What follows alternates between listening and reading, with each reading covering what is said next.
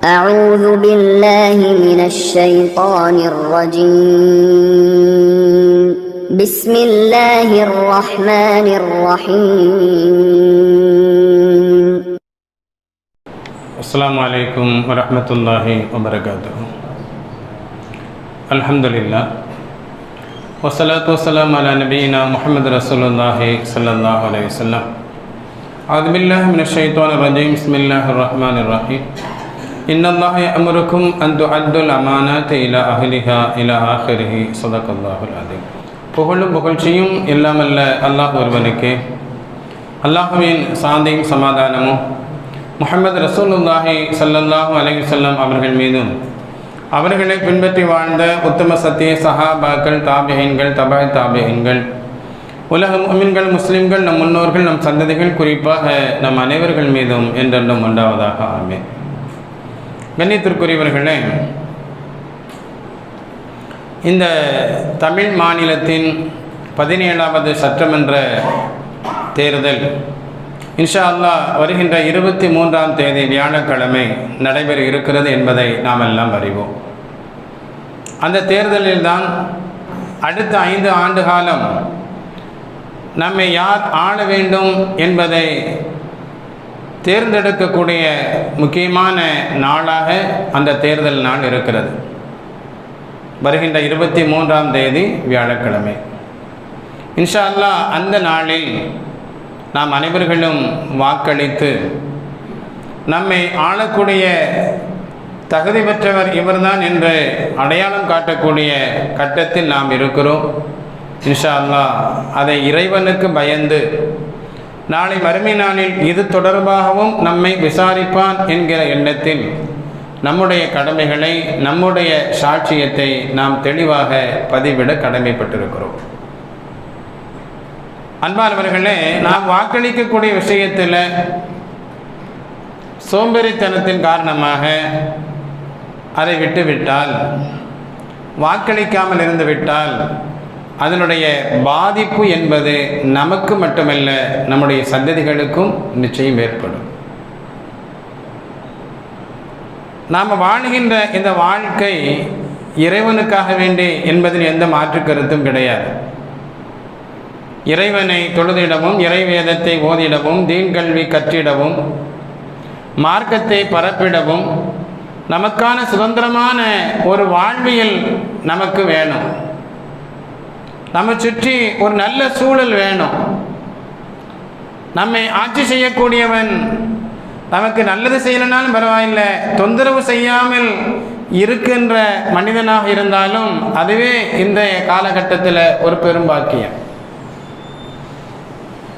கடந்த தேர்தலில் வாக்களித்தவர்களுடைய சதவீதத்தை அரசு வெளியிட்டது. சிறுபான்மை மக்களுக்கு எதிராக இருக்கக்கூடிய கட்சிகள், இயக்கங்கள், இவைகள் எங்கெல்லாம் அதிகமாக இருக்கிறதோ அந்த பகுதிகளில் 70லிருந்து 75% மக்கள் வாக்களித்திருக்கிறார்கள். முஸ்லிம்கள் அல்ல, முஸ்லிம்கள் போன்ற சிறுபான்மை மக்களுக்கு எதிராக செயல்படக்கூடிய மக்கள் அதிகம் இருக்கக்கூடிய பகுதியில் வாக்களித்தவர்களின் சதவீதம் எத்தனை? 70லிருந்து 75%. முஸ்லிம்கள் போன்ற சிறுபான்மை மக்கள் அதிகம் வசிக்கக்கூடிய பகுதிகளில் வாக்களித்தவர்களுடைய சதவீதம் வெறும் 50 என்பதை அரசு வெளியிட்டதை நாம் பார்க்கும்போது நம்முடைய மக்கள் வாக்களிக்கும் விஷயத்தில் எவ்வளவு பின்தங்கி இருக்கிறார்கள் என்கிற உண்மை வெளிப்படுகிறது. கொஞ்சம் உடம்பு சுகமில்லை அப்படின்னு சொன்னால் வெளியில் வர்றதில்லை. இது எவ்வளோ முக்கியமான கடமை என்பதை மறந்து விடுகிறோம். கொஞ்சம் வயதானால் நாம் வீட்டில் முடங்கி கிடக்கிறோம். வெளியூரில் இருக்கக்கூடிய நம்முடைய உறவுகள் சொந்த ஊருக்கு வந்து அல்லது எங்கே வாக்களிக்க முடியும் என்கிற நிலை இருக்கிறதோ அந்த ஊருக்கு வருவதற்குண்டான சாத்தியம் இருந்தாலும் ஒன்றுமில்லாத சில காரணங்களுக்காக அவர்கள் ஒதுங்கி வாழ்வதை நாம் பார்க்கிறோம். கண்ணியத்திற்குரியவர்களே, தற்போதைய சூழல் என்பது ரொம்ப மோசமான காலகட்டம். அல்லாஹ் சுப்ஹானஹு வ தஆலா நமக்கு ஒரு பெரிய பாக்கியத்தை தந்திருக்கிறான். அதுதான் ஜனநாயகம்.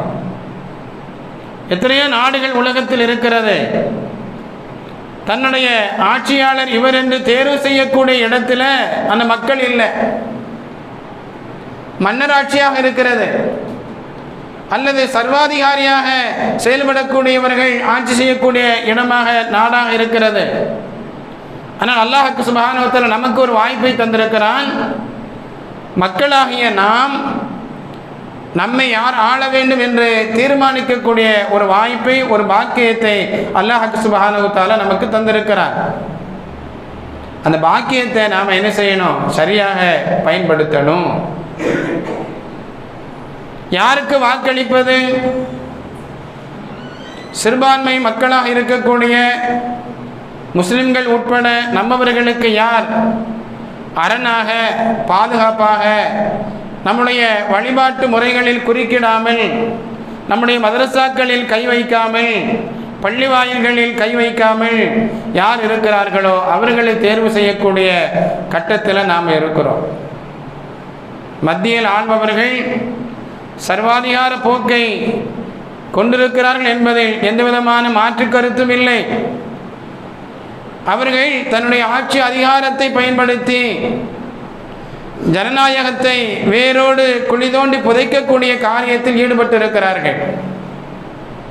தற்போதைய தேர்தல் கமிஷன் தலைவராக இருக்கக்கூடியவரை நீக்க கோரி, தற்போது யார் தேர்தல் கமிஷன் அதிகாரியாக இருக்கிறார்களோ அவர் முறையாக செயல்படவில்லை என்கிற குற்றச்சாட்டு மட்டுமல்ல, ஆதாரபூர்வமாக நிரூபிக்கப்பட்ட பின்பு சுமார் 130 எம்பிக்கள் அவரை நீக்குவதற்காக கோரிக்கை வைத்தார்கள்.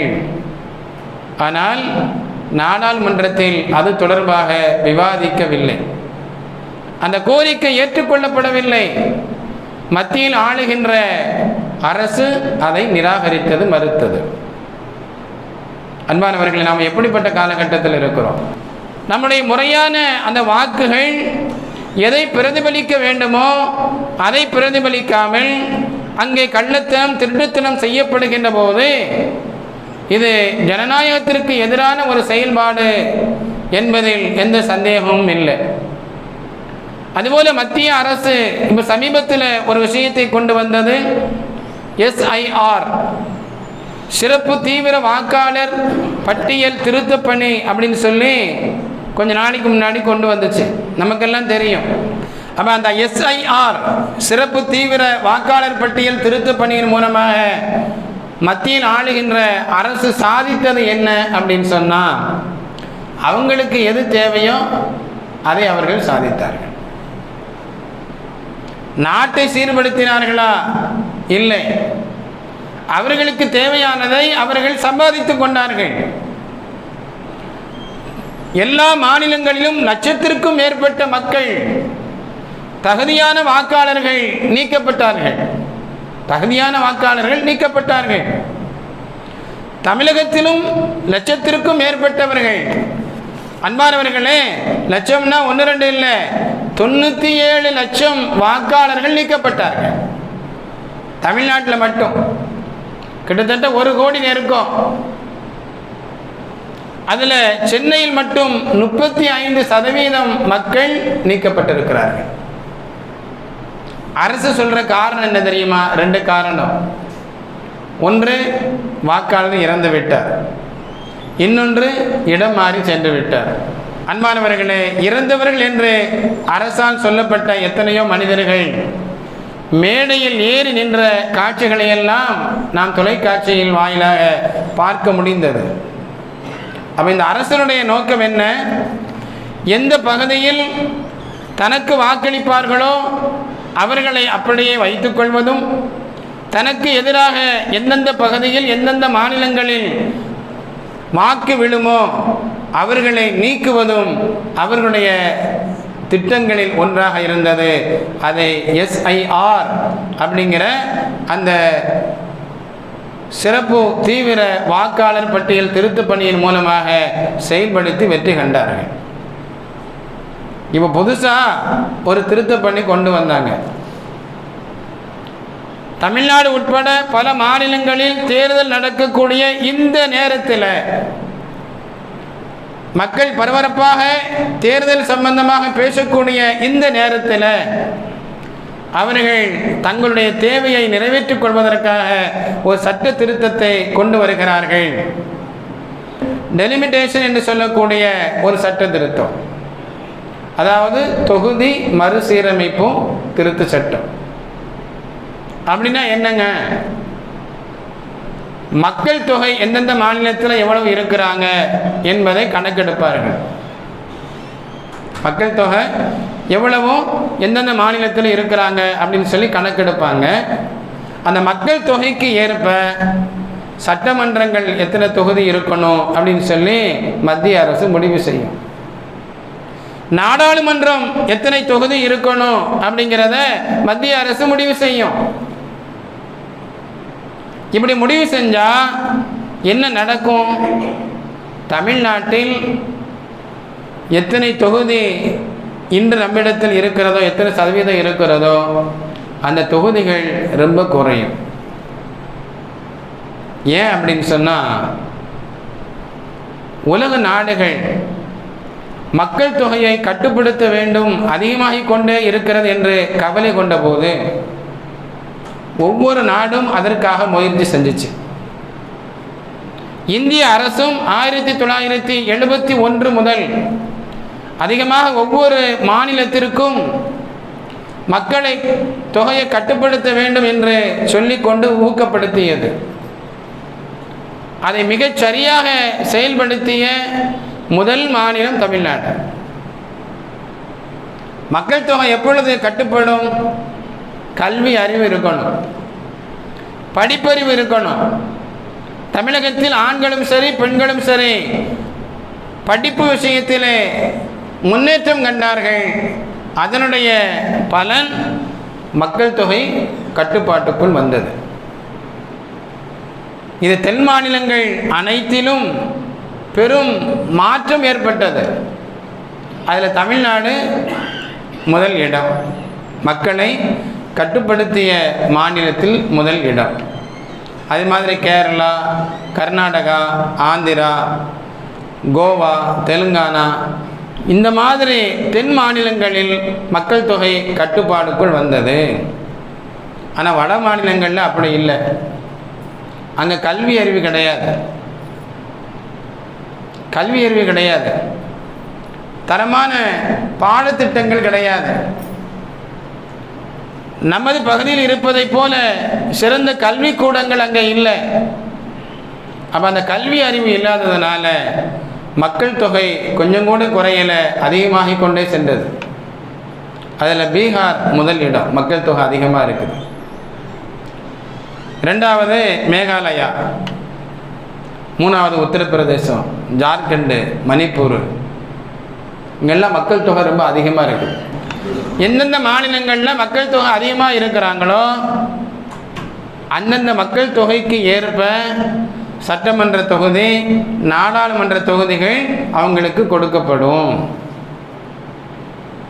அப்படி பார்த்தா தமிழ்நாட்டில் பீகாரை கவனித்து இங்கே பாதிக்கு பாதி குறையும். ஏன்? மக்கள் தொகை குறைவாக இருக்குது. பீகாரில் மக்கள் தொகை அதிகமாக இருக்குது, அங்கே டபுள் மடங்கு அதிகமாகும். இதனால நம்ம இழப்போம் அப்படின்னு சொன்னால் மத்தியில் ஆளுகின்ற அந்த ஆட்சியாளர்கள் அந்த வட மாநிலங்களை கொண்டு ஆட்சியில் வருவதற்கு தொகுதிகளை வடிவமைத்துக் கொள்வார்கள். தென் மாநிலங்களில் இருந்து எந்த எம்எல்ஏவும் தேவையில்லை, எந்த எம்பிக்களும் தேவையில்லை அப்படிங்கிற நிலை வந்துடும். அல்லாஹ் பாதுகாக்கணும். கண்ணியத்திற்குரியவர்கள், இதுவெல்லாம் நம்மை சுற்றி நடக்கக்கூடிய சூழ்ச்சிகள்.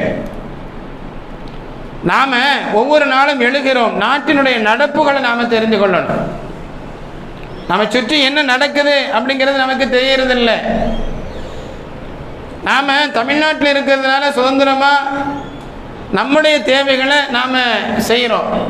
காலையில் எழுதுகிறோம், சுபஹ் தொழுகிறோம், குர்ஆன் மதரசாவுக்கு பிள்ளைங்க போகிறாங்க, ஸ்கூலுக்கு போகிறாங்க, 5 நேரம் தொழ முடியுது, நிம்மதியாக இருக்க முடியுது, சம்பாதிக்க முடியுது, செலவு செய்ய முடியுது. அப்படிங்கிற சூழல் நமக்கு இருக்கிறதுனால அதை தாண்டி நாம் பெருசாக யோசிக்கிறது இல்லை. வட மாநிலங்களை நாம் கொஞ்சமாவது பார்க்கணும். மதரசாக்கள், ஆயிரக்கணக்கான மதரசாக்கள் இடிக்கப்படுகிறது.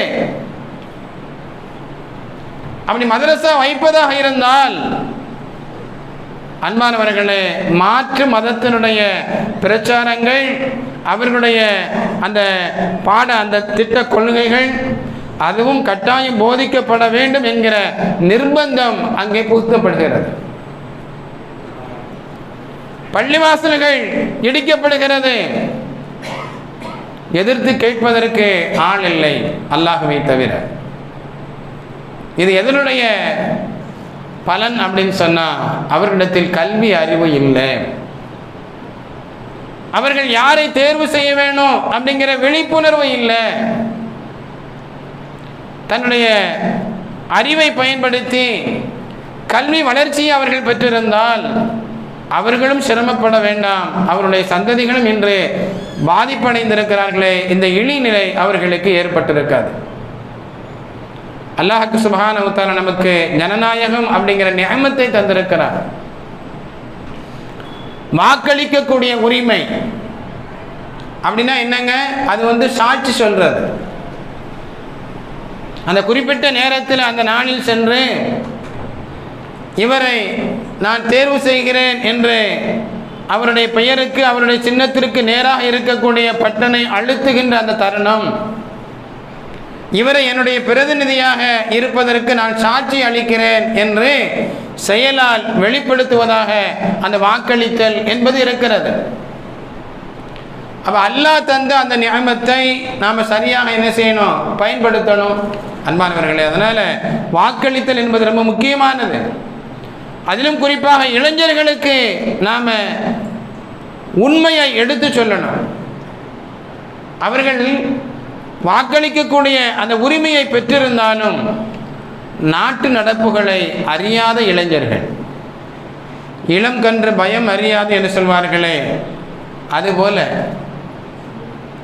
அவர்கள் தான் எப்படி வாழ வேண்டும் என்பதை மார்க்கத்தை படித்து முடிவு செய்யாமல் அவர் வேறு ஒரு கோணத்தில் முடிவு செய்கிறார்கள். எது தவறு எது சரி என்று அவர்கள் பிரித்து பார்க்கக்கூடிய அறிவை இழந்து உலகத்தினுடைய போதையில் இருக்கிறார்கள். வீட்டில் இருக்கக்கூடிய பெரியவர்கள் சொல்லிக் கொடுக்க வேண்டும். நாம் ஏன் இவருக்கு வாக்களிக்க வேண்டும், ஏன் இவர்களுக்கு வாக்களிக்க கூடாது. இஸ்லாமிய கட்சிகள் எல்லாம் ஒரு அணியில் ஒன்று திரண்டு ஒரு கட்சியின் ஒரு குடையின் கீழ் ஒன்று சேர்ந்திருக்கிறார்கள் என்று சொன்னால், லா இலாஹ இல்லல்லாஹ் முஹம்மது ரசூலுல்லாஹ் என்ற கலிமாவை மொழிந்த நாமும் ஒரே குடையின் கீழ் இன்ஷா அல்லாஹ் நின்று நம்முடைய கடமையை நாம் நிறைவேற்ற வேண்டும். அல்லாஹ் சுப்ஹானஹு வ தஆலா எல்லோருக்கும் இந்த வாய்ப்பை கொடுப்பது இல்லை. வாக்களிக்கக்கூடிய உரிமை எல்லோருக்கும் கிடைப்பதில்லை. நம்முடைய உறவுகளில், நம்முடைய சொந்தங்களில் எத்தனையோ பேர் வெளிநாட்டில் இருக்கிறாங்க. வெளிநாட்டில் இருந்தாலும் வாக்களிப்பதற்கு சில வழிமுறைகள் இருக்கிறது என்று சொல்லப்பட்டாலும் கூட அதை செயல்படுத்த தெரியாதவர்கள் நம்மில் பலர் உண்டு. அல்லாஹ் சுப்ஹானஹு வ தஆலா நமது ஊரிலேயே அந்த வாக்களிக்கக்கூடிய அந்த நேரத்தில் இருக்கின்ற வாய்ப்பை அல்லாஹ் நமக்கு தந்திருக்கிறான். சிலருடைய உள்ளத்தில் சில எண்ணங்கள் தோன்றும். யாருக்கு வாக்களிக்க வேண்டும் என்று நம்முடைய பெரியவர்கள் சொல்கிறார்களோ அவர் மட்டும் சரியா, அவர்கள் நம்மை இப்படி சொல்லவில்லையா, அவருடைய ஆட்சியின் கீழ் நாம் இப்படியெல்லாம் சிலர்கள் பாதிக்கப்படலையா அப்படிங்கிற கேள்வியெல்லாம் எழத்தான் செய்யும். அன்பானவர்களே, இன்றைய கால சூழ்நிலையில் வேட்பாளர்களாக இருந்தாலும் அல்லது ஆட்சியில் இருக்கக்கூடிய மனிதராக இருந்தாலும் சில குறைபாடுகள் இருக்கத்தான் செய்யும். நம்முடைய கண்ணோட்டம் எப்படி இருக்கணும் அப்படின்னு சொன்னால், யார் நமக்கு அநீதம் செய்யாமல் இருப்பார்கள், கேடு செய்யாமல் இருப்பார்கள், நம்மை பாதிப்புக்கு உள்ளாக்காமல் இருப்பார்கள், நமக்கு பாதுகாப்பாக இருப்பார்கள், நமக்காக குரல் கொடுப்பார்கள் அப்படிங்கிற விஷயத்தை யோசித்து என்ன செய்யணும், நாம் வாக்களிக்கணும். ஏதோ ஒரு சிந்தனையில் முஸ்லிம் கட்சி தலைவர்கள் ஒரு குடையின் கீழ் இருக்க நாம் வேறு பக்கம் திசை மாறினால் நாம் யாருக்கு வாக்களிக்கிறோம்? இஸ்லாத்திற்கு எதிராக, முஸ்லிம்களுக்கு எதிராக, சிறுபான்மை மக்களுக்கு எதிராக, நம்முடைய சந்ததிகளுக்கு எதிராக நாம் வாக்களிக்கிறோம். இன்ஷா அல்லாஹ் வருங்காலங்களில் மதரசாக்கள் அதிகமாக ஆக வேண்டும். நம்முடைய மக்கள் மார்க்க கல்வி, உலக கல்வி இரண்டிலும் அவர்கள் சிறப்பாக வளர்ச்சி பெற வேண்டும் என்று சொன்னால் நம்முடைய சிந்தனை மிகச் சரியாக செயல்படணும். இளைஞர்களுக்கு நாம் சொல்லணும், அவர்கள் உலகத்தினுடைய மாயையில் சிக்கிக்கொண்டு தவிக்கிறார்கள், அவங்களுக்கு விவரம் தெரியாது. இன்றைய காலகட்டத்தில் ஆண்கள் மட்டுமல்ல, இளைஞர்களில் இளம் பெண்கள் கூட என்ன செய்கிறாங்க, தவறாக சிந்திக்கக்கூடிய நிலைமையில் இருக்கிறாங்க. அதில் அசலில் என்ன அப்படின்னு சொன்னால், அந்த மார்க்கத்தினுடைய சிந்தனை உள்ளத்தில் இல்லை. யார் நமக்கான வழிகாட்டி? வள்ளல் நபி ஸல்லல்லாஹு அலைஹி வஸல்லம் அவர்களை தவிர வேறு யாரும் இல்லை. அல்லாஹ் சுப்ஹானஹு வ தஆலா அவரைத்தான் நமக்கு முன்மாதிரி என்று குர்ஆனின் மூலமாக நமக்கு எடுத்து சொல்கிறார். கண்ணியத்திற்குரியவர்களே, வாக்களிப்பது நமக்கான கடமை. அந்த கடமையை நாம் மிகச் சரியாக நிறைவேற்ற வேண்டும். நம்முடைய உறவுகளுக்கும் சொந்தங்களுக்கும் யாருக்கு வாக்களிக்க வேண்டும் என்கிற விஷயத்தை நாம் தெளிவாக எடுத்து சொல்லணும். ஏன்னா வாய்ப்பும் அப்படிங்கிறது எல்லா நேரமும் கிடைக்காது. கடந்த முறை வாக்களித்தவர்கள் எல்லோரும் இந்த முறை இருக்கிறார்களா என்று சொன்னால் பலர்கள் இறந்திருக்கலாம், பலர்கள் வெளிநாடுகளில் தங்கியிருக்கலாம். அல்லாஹ் பலர்களுக்கு புதிய வாய்ப்பையும் அல்லாஹ் கொடுத்திருக்கிறான். ஆரம்பம் கோணல் முற்றிலும் கோணல் என்று சொல்வார்களே, அதுபோல முதலாக வாக்களிக்கக்கூடிய இந்த மக்களுடைய வாக்கு சதவீதம் யார் வெற்றி பெறுவது என்பதற்கு ரொம்ப முக்கியமானது. யார் வெற்றியாளர் என்று தீர்மானிக்கப்படுவதற்கு புதிய வாக்காளர்களுடைய வாக்குகள் ரொம்ப முக்கியமானது. நம்முடைய குடும்பங்களில் புது வாக்காளர்கள் இருந்தால் அவங்களுக்கு என்ன செய்யணும், நாட்டு விஷயங்களை எடுத்து சொல்லணும். இவனுக்கு ஓட்டு போட்டால் அவன் யாரெல்லாம் களத்தில் நிறுத்தி இருக்கிறானோ அவர்களுடைய பின்னணியை பாருங்கள். முஸ்லிம்களுக்கு எதிராக நிற்பவர்கள், சிறுபான்மை மக்களுக்கு எதிராக நிற்பவர்கள் என்று கட்சி மாறிவிட்டால் ஆள் மாறிட்டான் அப்படின்னு சொல்லி அர்த்தமா? அப்படி இல்லை. அவனுடைய உள்ளத்தில் இருக்கக்கூடிய நச்சு கருத்துக்கள் அது எப்படி வேண்டுமானாலும் என்ன செய்யும், வெளிப்படும். அல்லாஹ் பாதுகாக்கணும். அதனால் அன்பானவர்களே, அல்லாஹ் தந்த இந்த நியமத்தை, சாட்சி செல்லக்கூடிய இந்த வாய்ப்பை நாம் மிகச் சரியாக பயன்படுத்தணும். இன்ஷா அல்லாஹ் வரக்கூடிய 23ஆம் தேதி வியாழக்கிழமை தமிழ் மாநிலத்தினுடைய 17வது சட்டமன்ற தேர்தல் வர இருக்கிறது. இன்ஷா அல்லாஹ் அதில் நாம் வாக்களிக்கணும். அல்லாஹ் சுப்ஹானஹு வ தஆலா சிறந்த ஆட்சியாளரை நம்மவர்களுக்கு தருவதோடு சிறந்த குடிமக்களாக வாழுகின்ற நசீபையும் நமக்கும் நம் சந்ததிகளுக்கும் அல்லாஹ் தஆலா தந்து அருள்புரிவானாக. ஆமீன் ஆமீன் யா ரப்பல் ஆலமீன். அஸ்ஸலாமு அலைக்கும் வரஹ்மத்துல்லாஹி தஆலா வ பரகாத்துஹு.